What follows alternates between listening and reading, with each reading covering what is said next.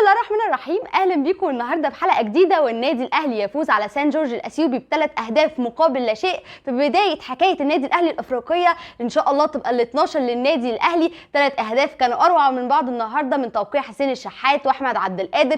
اهداف هنتكلم عليها، هنتكلم عن المباراه، وهنتكلم عن تالق وتوهج امام عاشور نجم النادي الاهلي الحالي اللي هو حديث الجميع وحديث الجماهير والاعلام والسوشيال ميديا بسبب تالقه وانسجامه الشديد مع النادي الاهلي. طبعا المباراه كان ليها حضور جماهيري والكل كان محمل بامال طبعا ان النادي الاهلي يقدر يحقق باذن الله ال12 على التوالي، ومحملين بطموحات ان احنا النادي الاهلي يقدر يحقق ال12 ويفرح جماهيره، ونستمر على المنوال اللي بداوا ثعلب السويسري وقائد النادي الاهلي مارسيل كولر اللي قدم اداء رائع مع النادي الاهلي في الفتره السابقه، الموسم طبعا السابق. طبعا مع بدايه الموسم ده طبعا كلنا اتضايقنا لخساره النادي الاهلي للسوبر الافريقي، ولكن لكل جواد كبوه مفيش مشكله ان انت تخسر بطوله في النص طالما انت بتقوم من اي بطوله بتخسر فيها او اي عائق بالنسبه لك بتقوم منه بتبقى احسن، بتقدر انت تاخد 3 و4 و5 بطولات كمان. فمفيش مشكله ان احنا نتعثر مره عشان نتعلم من الاخطاء دي، وان احنا ندي كل منافس حقه وما نستهترش باي منافس. ولكن طبعا كل جماهير النادي الاهلي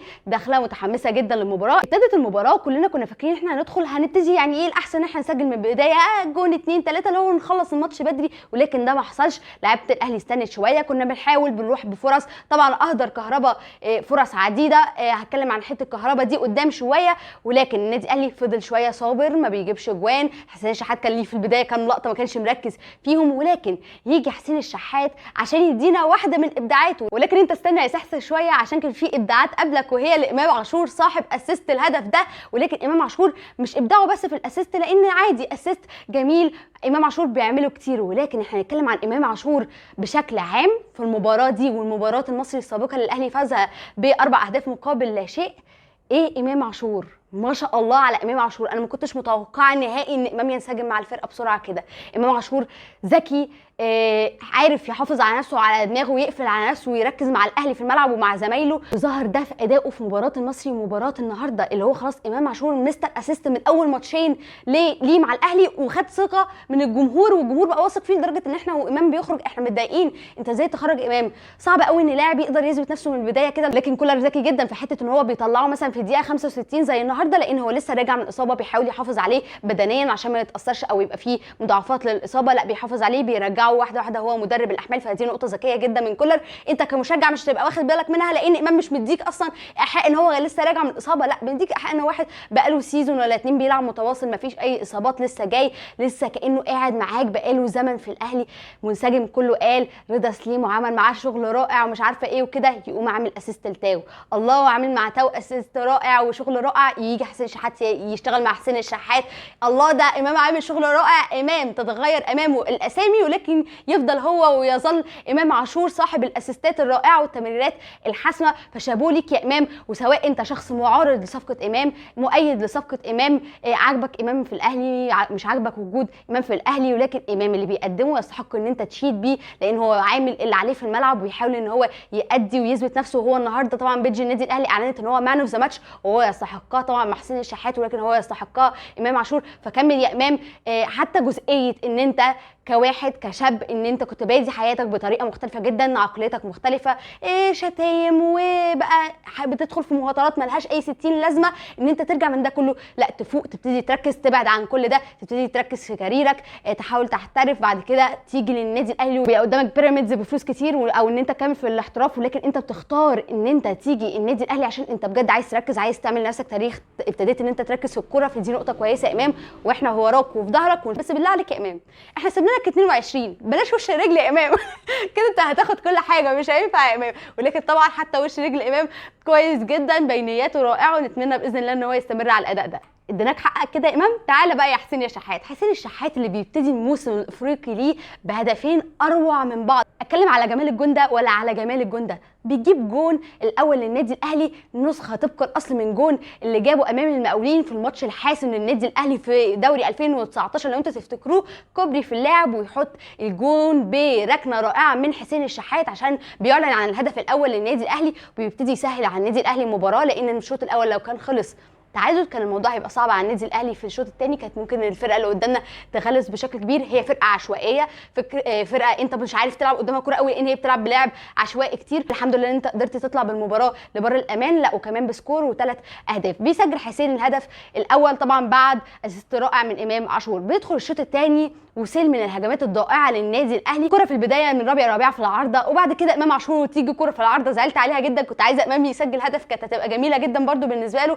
ومن بعدها كره ثالثه في العارضه للنادي الاهلي، ولكن يجي حسين الشحات عشان يعلن عن هدف ثاني للنادي الاهلي، ولكن طبعا من اسيست من كهربا، ولكن استلام رائع من حسين الشحات. وانا بالنسبه لي الاستلام هو 90% من الهدف، ومن جمال الهدف استلام مظبوط من حسين الشحات، ويقوم شايط حسين الشحات عشان يبقى بيبتدي حسين الشحات الموسم الافريقي بالنسبه له بهدفين اروع من بعض. طبعا بتيجي بعدها كوره خطيره جدا من محمد الشناوي، في غفله من الشناوي كده بيعمل كوره غريبه بتروح للمهاجم بتاع سان جورج، والحمد لله ان هو يعني خلاص كانه ما شافش قدامه، وهو اتوتر اول ما لقى الشناوي اصلا سابها وطلعها بره. فالحمد لله انها كانت ممكن تقلب موازين المباراه. الحمد لله ان هو اساء تقديرها، وانا من وجهه نظري كنت شايفه مش عشان الشناوي عمل خطا، لا نهائي، عادي اي حارس ممكن يقع في خطا زي ده، ولكن انا كنت شايفه ان المباراه دي كان مناسب جدا ان يلعب فيها مصطفى شوبير. مباراه قدام فريق مع كامل احترامنا الاهلي اثيوبيا، ولكن فريق مش قوي، مش فريق ان انت مثلا تبقى خايف منه. ومصطفى شوبير بقى بجانب ده كله هو يلعب قصاد اي حد، ده لاعب قصاد الوداد في نهائي افريقيا،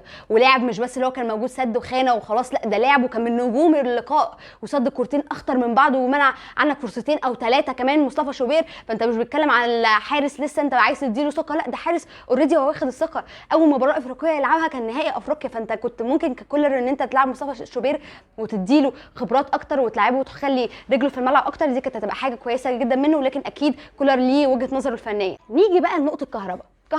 متفق معاكم النهارده ما كانش كويس طبعا، كان في بعض اللقطات او كتير من اللقطات كان ممكن يخلصها بشكل افضل من كده بكتير وينهيها بشكل افضل من كده، ولكن ما قدرش ان هو يعمل كده. وطبعا كان باين على كهربا في الملعب ان هو متضايق جدا من اللي حصل، وان هو حاسس ان هو كان ممكن يعمل احسن من كده بكتير، ودي حقيقه، وكهربا عنده اكتر من كده بكتير. ولكن لجمهور النادي الاهلي انت قول اللاعب ده مش كويس، انا عارفه ان في جمهور كتير بيدعم كهربا، ولكن انا بتكلم على فئه معينه اللي هو قول النهارده كانش كويس، وانا بقول لك هو النهارده ما كانش كويس، ولكن فكره ما هو على قده، ما هو اصلا بيعمل ايه يا عم، قعدوا بقى يا عم، ايه كهربا ده هو ليه فيها اصلا؟ لا ما هو ده مش شغل ناس بتفهم كوره. اصل انت هتتكلم على كهربا فنيا، احنا عارفين كهربا فنيا ايه.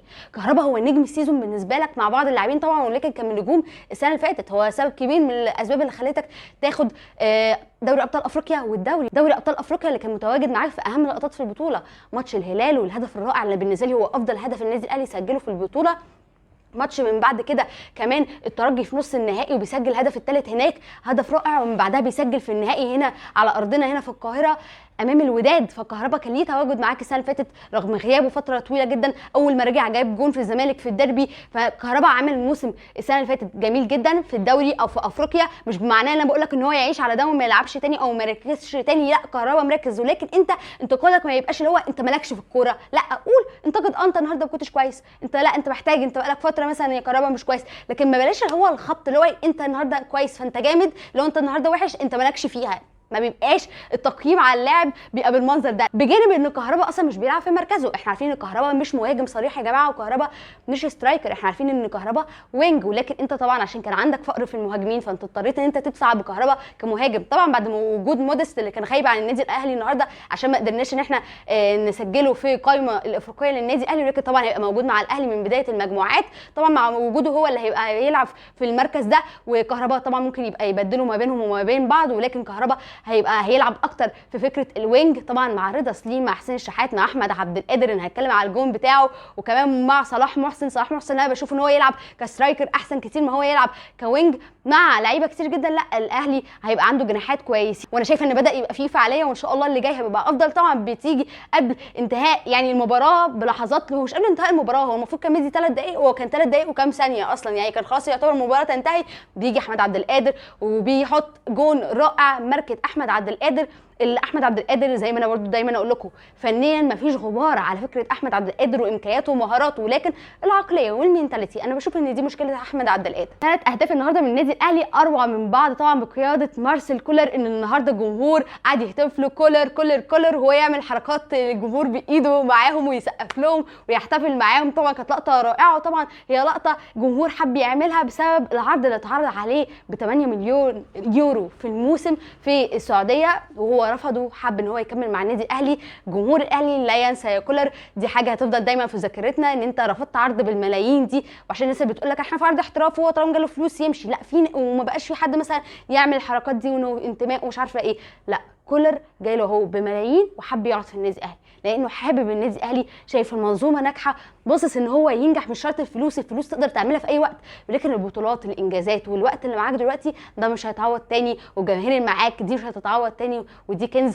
فشكرا جدا للثعلب السويسري مارسيل كولر. ودي كانت حلقتنا النهارده، اتمنى الحلقه النهارده تكون عجبتكم. كانت معكم طه النجار، مع السلامه.